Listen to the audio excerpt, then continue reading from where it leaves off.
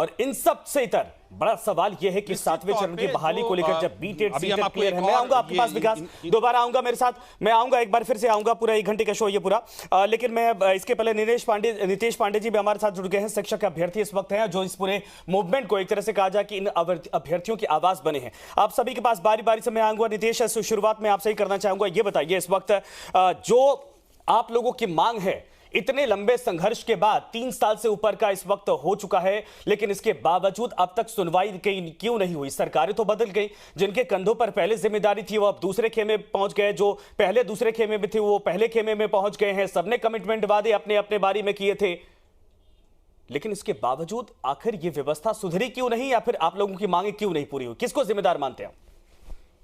बिल्कुल, इसमें पक्ष और विपक्ष दोनों जिम्मेदार है। अगर मेरे से पूछा जाए तो पक्ष और विपक्ष दोनों जिम्मेदार है, क्योंकि ये जो पक्ष है ये कभी विपक्ष था, और जो ये विपक्ष में है वो कभी पक्ष में थे। तो जिम्मेदार तो दोनों हैं। जब ये विपक्ष में थे, राजद के जो भी हमारे मंत्री हो या फिर उप मुख्यमंत्री जी हो, ये लोग जब विपक्ष में थे उस समय तो हमारे पंडाल में आकर बैठते थे, हमारे साथ जिंदाबाद के नारे लगाते थे और बोलते थे कि आपकी मांगे उचित है। जैसे ही मेरी सरकार बनती है, चंद दिन कहें तो 5-10 दिन का हवाला दिया जाता था कि आपकी बहाली हो जाएगी, आपका नियोजन करवा दिया जाएगा। फिर आपको क्या हो गया, जैसे ही आप पक्ष में आए 100 दिन हो चुका, अब का कहाँ है? तो जिम्मेदार तो हम दोनों को मान रहे हैं, और विपक्ष में जो गए हैं वो भी कभी पक्ष में थे। हालांकि एक चीज मैं कहूंगा, जब जो विपक्ष वाले हैं जो पक्ष में थे, तो एक चीज हुआ था कि हम लोगों ने 22 दिन मात्र आंदोलन किया था, तो हम लोग को कुछ ना कुछ दे दिए थे। मई में जब आंदोलन हम लोग कर रहे थे तो 22 दिन आंदोलन किए थे, तो एक प्री शेड्यूल निकला था जिसमें बहाली के पहले होने वाले सारे काम का जितना भी काम होता है बिल्कुल उसका एक मतलब प्रक्रिया शुरू हो चुका था। लेकिन फिर जैसे ही महागठबंधन की सरकार बनी, प्रक्रिया रुक क्यों गई? चितरंजन जी, जवाब है इसका?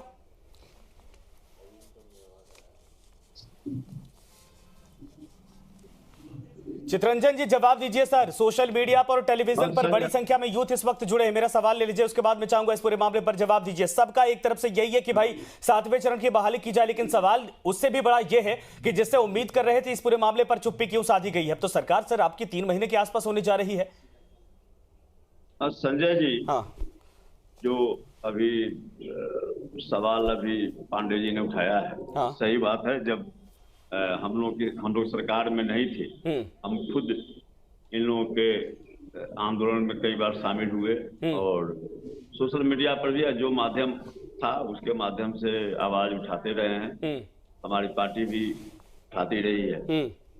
अब सवाल है कि 3 महीना हुए हैं सरकार बने हुए, और सरकार काफी गंभीर है इस मुद्दे पर, केवल शिक्षक की बहाली पर ही नहीं बल्कि बेरोजगारी के सवाल पर। आज अभी आप दिखा रहे थे, इंटरव्यू ले रहे थे चाय बेचने वाले साथी का, तो आज जो न केवल बिहार में पूरे देश में बेरोजगारी की जो स्थिति बन गई है, कहीं न कहीं जो अभी केंद्र की वर्तमान सरकार है उसके गलत नीतियों का ही परिणाम है कि आज बेरोजगारी जो है एक बहुत ही विकराल रूप धारण कर लिया है। इस देश में नौजवानों के सामने बड़ी समस्या हो गई है। बीटेक और एमटेक करने के बाद भी अच्छे मैंने हायर क्वालिफाइड लड़के भी अगर कहीं 4th ग्रेड का बहाली का निकलता है तो लाखों की संख्या में लोग अप्लाई करते हैं कि शायद कहीं कुछ मिल जाए। तो वह स्थिति जो है तो है, अभी 1 करोड़ से ज्यादा रिक्तियां हैं देश में, जो केंद्र सरकार के अधीन है, जिसको कि अरे सर राज्य पे आइए ना सर, प्लीज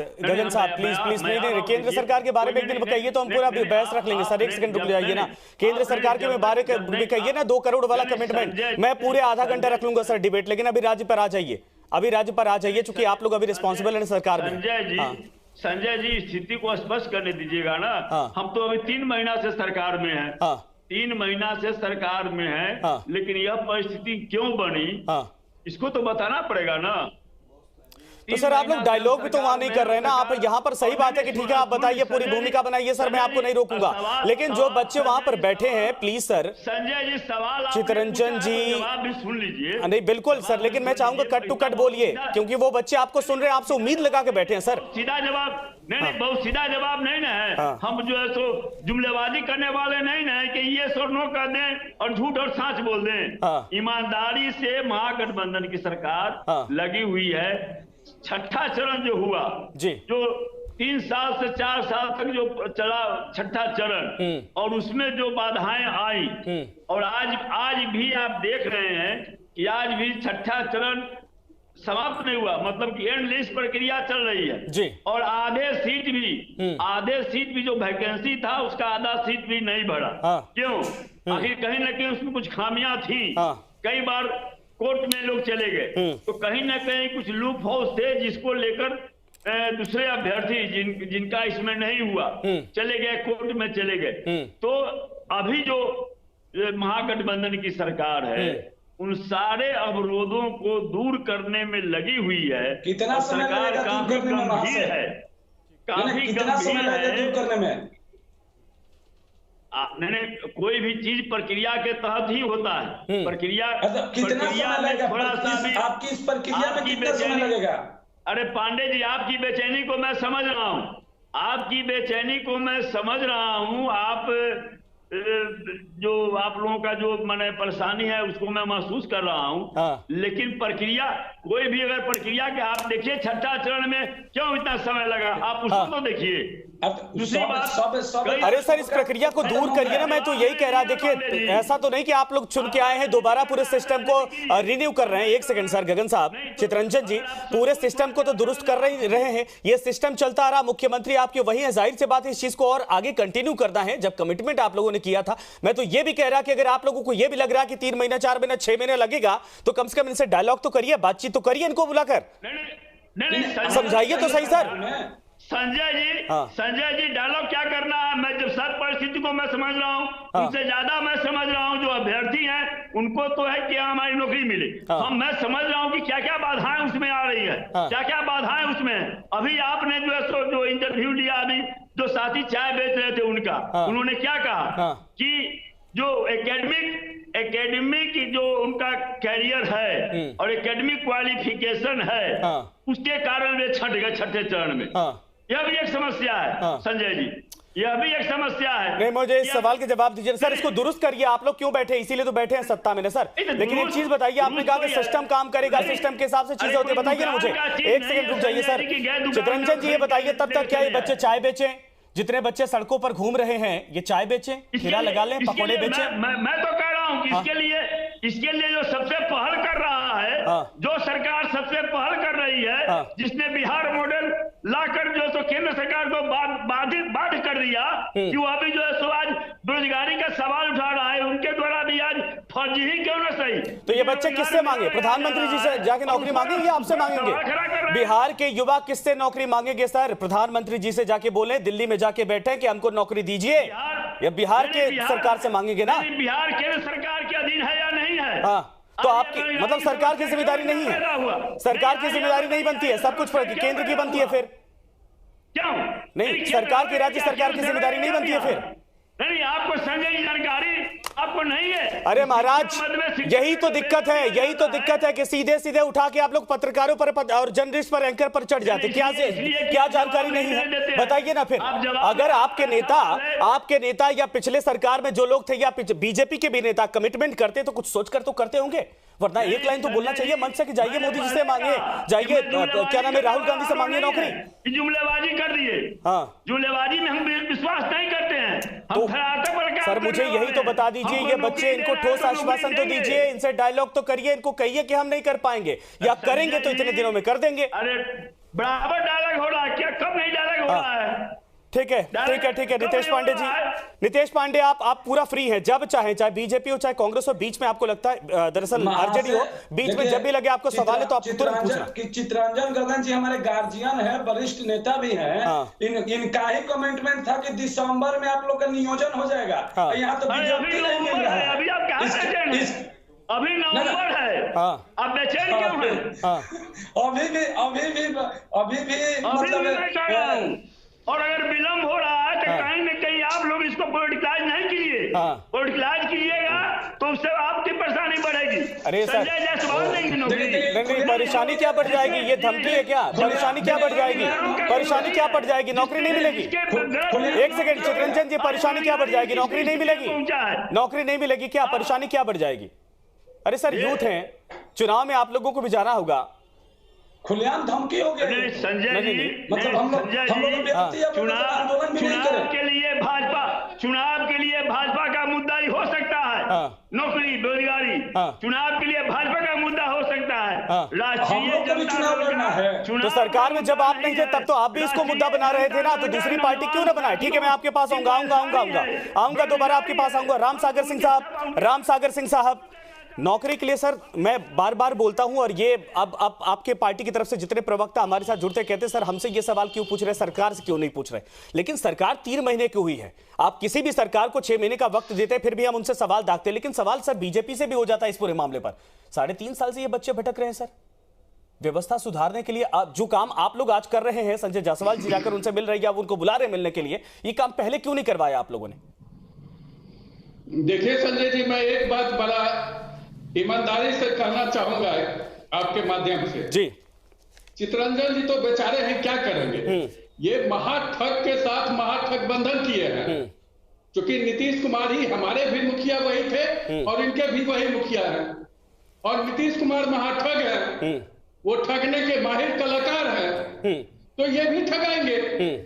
हमारा जितना दबाव बनता था, रितेश पांडे जी ने एक बात कहा कि हम लोग थोड़ा सा दबाव बना करके, और जब इस बार हमारी सरकार बन रही थी तो मेरी पार्टी के तरफ से नीतीश कुमार जी को यह कहा गया था कि आप शिक्षा विभाग मुझे दे दीजिए, क्योंकि मुझे इन लोगों के लिए था कि शिक्षा विभाग में काफी गड़बड़ियां हो गई है, जो चयन का तरीका है। क्योंकि मैं मेडिकल से पहले आप डॉक्टरों की भी जो होती थी का चयन एमबीबीएस में पढ़ाई के लिए, वो पहले मार्क्स पर होते थे, बाद में वो कंपटीशन के द्वारा होने लगे। इंजीनियरिंग में भी पहले मार्क्स पर होते थे, फिर कंपटीशन से होने गए। जो टीम मैन कह रहे थे वो सही बात कह रहे थे कि हो सकता है किसी कारणवश किसी का मार्क्स कम हो, किसी का पैरवी नहीं हो बेचारे का, तो उसको कम मार्क्स आए हो तो कंपटीशन कर देते, तब इसका समाधान निकल सकता था। जैसे मेडिकल और इंजीनियरिंग में कंपटीशन हुआ है,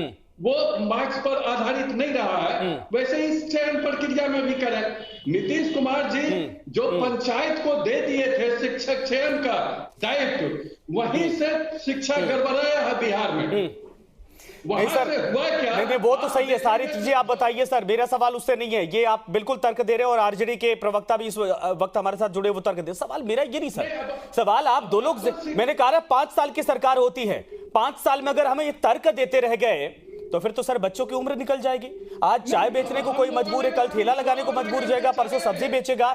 बताइए, ये वेल एजुकेटेड होके बच्चे, वेल एजुकेटेड होके सर सिर्फ हम इतना सुने कि 2 साल 1 साल 1.5 साल 3 साल हमारे लिए लग जाएगा, हम मतलब इंतजार करते रह जाएं। जिस उम्र में ये बच्चे होते हैं, हमारे आपके सबके कॉमन घर के बच्चे होते हैं, पढ़ के नौकरी पाना चाहते हैं, हमारे घर की भी बच्चियां हैं। तो वही तो कह रहा हूं सर, तो इस दर्द को क्यों नहीं समझा जा रहा है? घर की बच्चियां भी हैं, इस दर्द को क्यों नहीं समझा जा रहा है? फिर अब चितरंजन गगन जी जो ये कह रहे थे, केंद्र सरकार और बिहार सरकार की बात कर रहे थे, तो जनसंख्या नियंत्रण कर करके कहीं कुछ बात आती है तो जनसंख्या नियंत्रण का कानून बनाने की बात आएगी, तो ये हिंदू मुसलमान कर देंगे, हिंदू मुसलमान के करके उस बात को डाइल्यूट कर देंगे। तो इसमें कौन सा आ रहा है सर? इसमें तो हिंदू मुसलमान नहीं आ रहा, नहीं तो सबके लिए है। और मुझे हैरानी इस बात की हुई कि अभी 2 महीने पहले देखिए, जो बड़े अधिकारी थे, रुतबेदार अधिकारी थे, अरे क्या ही कहा जाए, सिस्टम को डंडे भाज रहे थे, एक अभ्यर्थी की पूरी जिंदगी बर्बाद कर दी उन्होंने। नौकरी मांगने पर डंडे मिल जाते हैं, बताइए, नौकरी तो मिलती नहीं है। संजय जी, जब तक कमीशन नहीं आ जाता है, नीतीश टैक्स नहीं मिल जाता है, तब तक बहाली नहीं होती है। बहाली में देरी का एक बहुत बड़ा, तो क्यों अलायंस के लिए छटपटा रहे थे आप लोग सर? मैं तो यही पूछ रहा कि अगर इतनी खामियां थी तो वाकई में उसी दौरान आप लोग अलायंस छोड़ दिए होते। और इन युवाओं के कंधे पर कम से कम इतना तो सहारा होता कि कोई पार्टी साथ में खड़ी है। लेकिन जहां पर सत्ता की मलाई मिलती है वहां पर सारे मुद्दे सेकेंडरी हो जाते हैं। मैं सारी पार्टियों को कह रहा, सत्ता में आने के लिए सारे मुद्दे सेकेंडरी हो जाते हैं, विपक्ष में बैठने के बाद सारे बड़े मुद्दे हो जाते हैं। ये इस देश की सच्चाई है और यही कारण है, चाहे देश का कोई कोना उठाकर देख लीजिए, चाहे बिहार हो, झारखंड हो, मध्य प्रदेश हो, राजस्थान हो, कोई भी कोना उठाकर देख लीजिए, आज युवाओं की इतनी बड़ी फौज, सर आप दोनों लोगों से मैं बोल रहा, इतनी बड़ी फौज सड़कों पर घूम रही है जिनके लिए व्यवस्था करना मुश्किल है।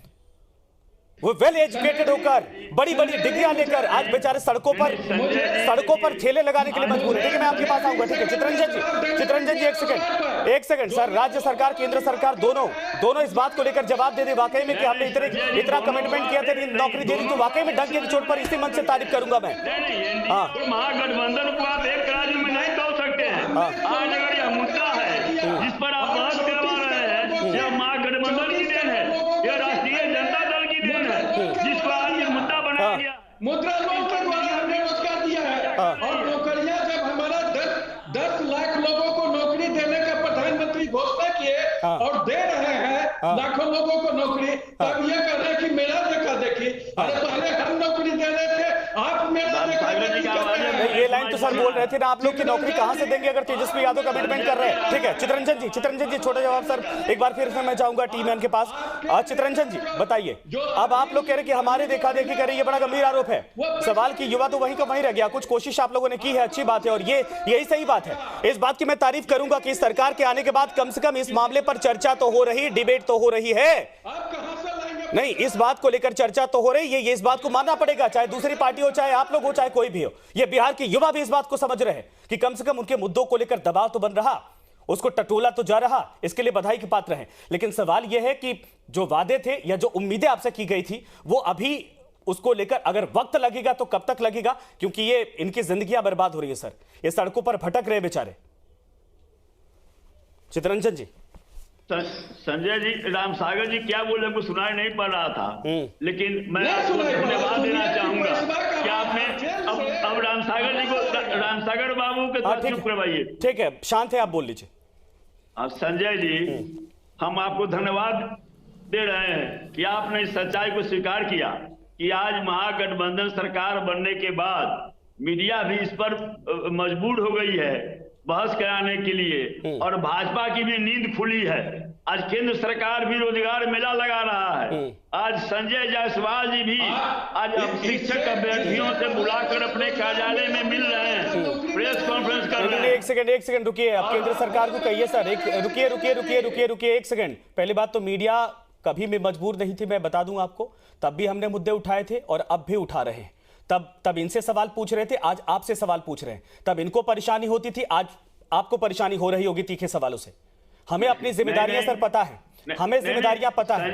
मीडिया पे सवाल मत उठाइए। मैं इतना कहूंगा कि जिस मुद्दे पर आप लोग आए हैं कमिटमेंट करके उसको पूरा करिए, ताकि ये बच्चे इनका भविष्य बनाएंगे तो ये आपका भविष्य बनाएंगे। संजय जी, मैं आपको स्पेशली नहीं कर रहा हूं, लेकिन आज मीडिया में यह चर्चा का विषय है। आज केंद्र सरकार भी रोजगार मेला लगा रही है। आज संजय जायसवाल जी भी शिक्षक अभ्यर्थी को अपने यहाँ बुलाकर बात कर रहे हैं, प्रेस कॉन्फ्रेंस कर रहे हैं। तो निश्चित रूप से यह आप देखिए 2020 के चुनाव में ही जब हिंदू मुसलमान हो रहा था, हिंदी और उर्दू हो रहा था जी, तो अभी वर्तमान डिप्टी सीएम तेजस्वी यादव ने रोजगार को मुद्दा बनाया था और उनके द्वारा घोषणा किया गया था, वादा किया गया था कि मेरी सरकार बनेगी, 10 लाख मैं नौजवानों को नौकरी और रोजगार दूंगा। और सरकार बनने के बाद में भले ही आज भी डिप्टी सीएम है, लेकिन माननीय मुख्यमंत्री जी इस पर तैयार है और माननीय मुख्यमंत्री जी नीतीश कुमार जी और माननीय डिप्टी सीएम तेजस्वी जी इस अभियान में लग चुके हैं और 3 महीना के अंदर 50,000 नौजवानों को नौकरी दी गई है। और शिक्षकों का सवाल है, जब कल भी माननीय डिप्टी सीएम ने कहा कि जब मैं यह कहा कि 10 लाख नौजवानों को मैं नौकरी और रोजगार देने जा रहा हूं, तो उसमें सबसे बड़ी संख्या शिक्षकों की होगी।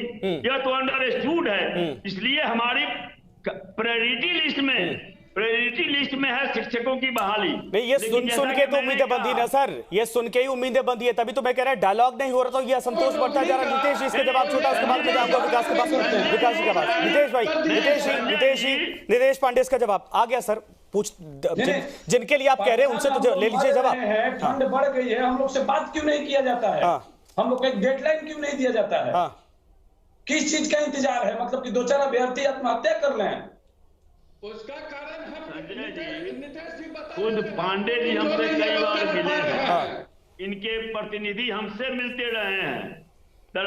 मेरे ऑफिस का दरवाजा खुला रहता है और जो भी इनके प्रतिनिधि आते हैं उनका हम जो है सो तहे दिल से स्वागत करते हैं, उनकी बातों को सुनते हैं, जहां तक बात बढ़ी उससे संतुष्ट करने का प्रयास भी करते हैं।